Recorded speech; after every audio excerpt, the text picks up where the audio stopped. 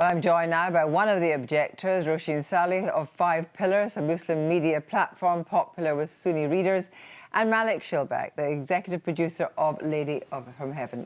Thank you very much both for joining us. Roshan Salih, first of all, it's a dramatisation. People can choose not to see it. There are no blasphemy laws in the United Kingdom. Do you actually want to see this banned? Yes, I do want to see it banned because I think it could provoke sectarian violence on the streets of Britain.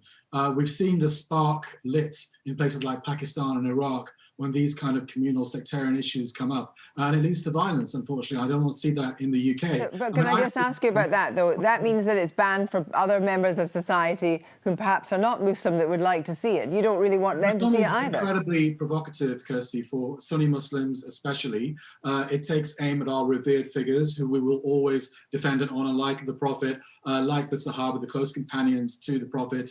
It shows the Prophet's face, which is very disrespectful. It's also quite racist, I think. The baddies in the film are black actors. There is no such thing as unbridled freedom of speech in this country. We've seen that by the banning of Russian TV channels in the last few months. You can't be openly homophobic or anti-Semitic or racist, so you shouldn't be openly Islamophobic as well. There is a real danger of sectarian violence in this country, and this film could very well provoke that. Malik Shilbak, do you take on board that actually you must have known about these sensitivities when you were setting out to make the film? I think Roshan and others like him need to take their heads out the clouds. The world doesn't revolve around them. Islam is a very complex religion with various interpretations across the world. Hundreds of millions of Muslims agree with what's in the film and believe in what's in the film.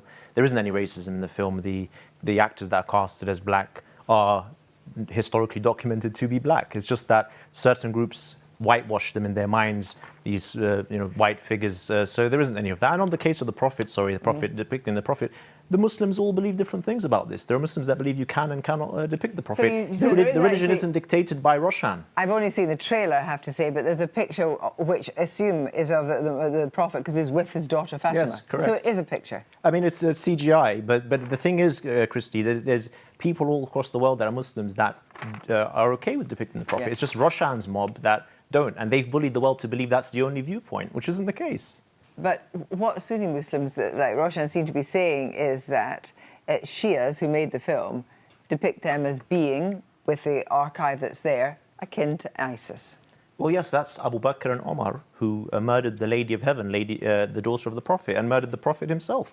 It's not my fault that Roshan loves these individuals. My view of history is that they were barbaric ISIS-like figures. He believes they weren't. We both disagree on that. We don't need to agree. But you actually have made a film that actually contains, you just said it there, contains religious hate. No, it doesn't, madam. It contains history. These characters, a version of history. I mean, I can tell you, we've spent a year pre-production going through history to ensure that it's historically accurate. Everything in the film can be found in historical books that Roshan takes from. So the point is, if he disagrees with that history, no problem. He can voice his opinion, but why take it a step further to try to censor the British public to what he believes? Does he build this box for us to live in? That's the question for Roshan. Well, Roshan, the other question, rather than that, just now I wanted to ask you was that, of course, there are very many Muslims in the UK, Sunni, Shia, who have not protested, who do not seem to be so concerned. 3 million of them, actually. That I was just about to say, you've got 125,000, I think, out of maybe as many as 3 million, who are not making these protests, but yet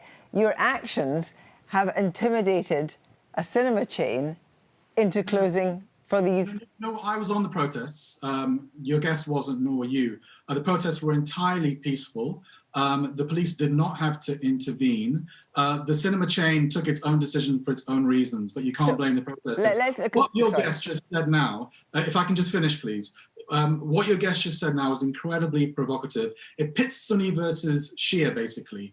Sunnis will think that Shias are going to, curse all they hold dear, and Shias are going to think that Sunnis killed the Prophet's daughter. It's absolutely crazy situation. We must understand that your guest belongs to a minority group, even within the Shia.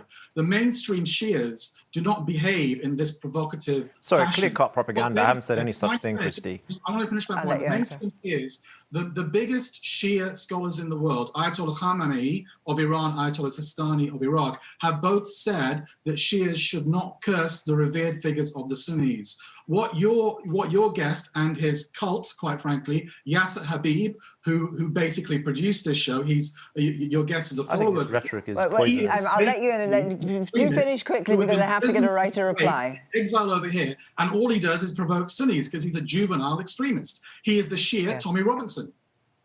Other than being executive producer, I also am a chairman at a non-profit organization, the Rafidi Foundation, and we work with professors across the world, people from all corners of the world who do believe in this story. So they do not have the right to dictate, and he's saying that it's a peaceful protest. They've been chanting death threats, infidel Shia, infidel Shia. They've been holding up ISIS posters. This is not a peaceful protest. This is a bullying tactic that they've applied for the last however many centuries. So let me just say, Roshan, do you believe the question of, first of all, you just finish off here, Christy, the question of free speech in this country, do you believe in free speech or not?